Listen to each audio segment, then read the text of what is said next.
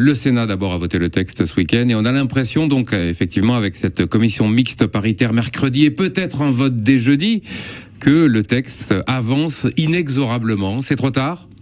Bon, déjà, je suis pas très étonné que le Sénat ait voté ce texte. C'est un Sénat de droite. Ce pourquoi on aurait pu être plus étonné quand même, c'est que les sénateurs ont bien fait gaffe à pas supprimer leur propre régime spécial qui leur permet, pour une partie d'entre eux, de partir avec 4 000 euros de retraite. Je pense qu'aujourd'hui, vous comme moi, on connaît pas énormément de monde autour de nous en Haute-Vienne qui touche 4 000 euros de retraite. Donc c'est dommage qu'ils aient pas pensé à leur propre régime spécial. Et c'est un petit peu agaçant par ailleurs, et je pense pour tous les manifestants. Maintenant, le texte, il avance, c'est sûr, mais on sait très bien que pour l'instant, ce gouvernement ne veut pas lâcher, que le Sénat de toute façon allait emboîter le pas. Maintenant, c'est sûr qu'on a besoin, nous on sera à l'Assemblée pour voter contre. J'espère qu'il y aura notamment un certain nombre de collègues des Républicains de droite qui vont voter contre ce texte, je l'espère.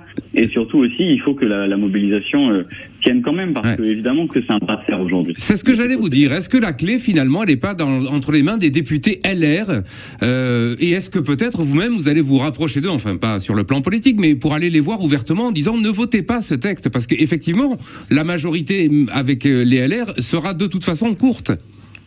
Mais nous, de toute façon, ça fait déjà, on leur dit déjà de pas voter ce texte.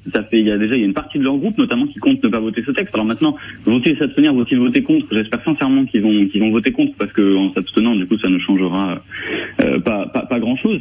Maintenant, il faut aussi que les gens qui ont des députés LR dans leur circonscription, alors bon, c'est plus le cas pour nos amis corréziens, mais je crois que nos deux collègues corréziens, a priori, ne devraient pas voter le texte, si j'ai bien compris. C'est ce qu'ils en sont là, oui, absolument. Maintenant, j'espère que nos collègues corréziens, à savoir Madame Meunier de Corrèze et Monsieur Dubois voteront contre ce texte, parce qu'une abstention ne réglerait pas les choses.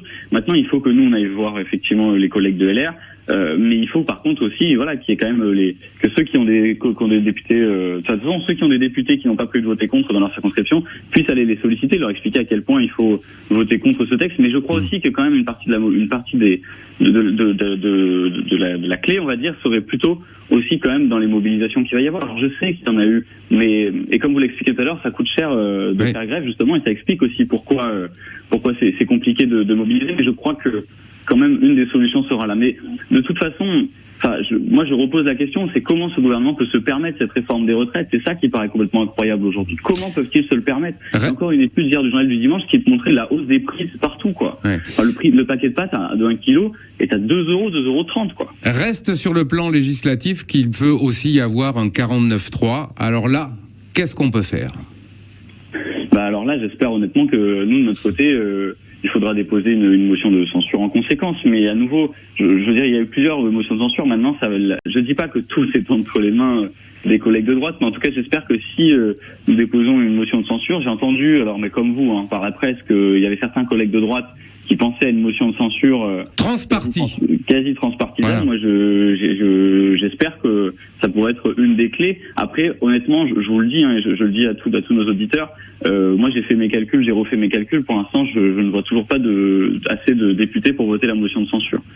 Oui, d'accord. Donc, de toute façon, elle aurait beaucoup de chances d'être rejetée. Enfin, beaucoup de chances. En tout cas, des chances d'être rejetée. Un mot sur le fond quand même, puisque effectivement cette réforme est très décriée. Après tout, il n'y a pas tromperie sur la marchandise. Emmanuel Macron, le candidat, avait dit qu'il ferait cette réforme.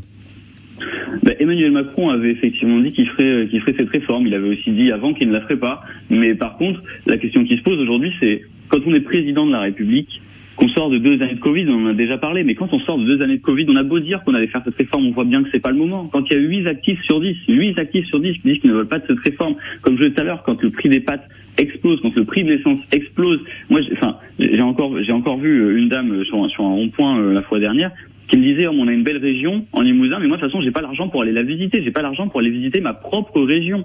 Parce qu'en fait, aujourd'hui, les gens sont à bout financièrement. Alors on a beau se dire qu'effectivement, il avait promis, mais est-ce que Emmanuel Macron avait promis le chaos? Est-ce que Emmanuel Macron avait promis d'appauvrir les Français? Pourtant, c'est ce qui est en train de se passer. Et la première de ses priorités, c'est de déposer une réforme des retraites. Enfin, franchement, c'est pas entendable. C'est pas entendable de dire que, oui, il avait peut-être promis les 65 ans, mais est-ce qu'aujourd'hui, c'est le moment pour déposer cette réforme? Est-ce qu'il a l'impression que le pays est apaisé, que le pays est prêt à discuter de tout ça? Non, moi je pense qu'un président aujourd'hui, en période de crise, en période de guerre, le premier rôle qu'il doit avoir, c'est d'apaiser le pays. Les Français, ils ont besoin de tendresse, pas de brutalité. Damien Maudet, député NUPES de la Haute-Vienne. Merci d'avoir été en ligne avec nous ce matin et bonne journée. Merci à vous, bonne journée, bon courage.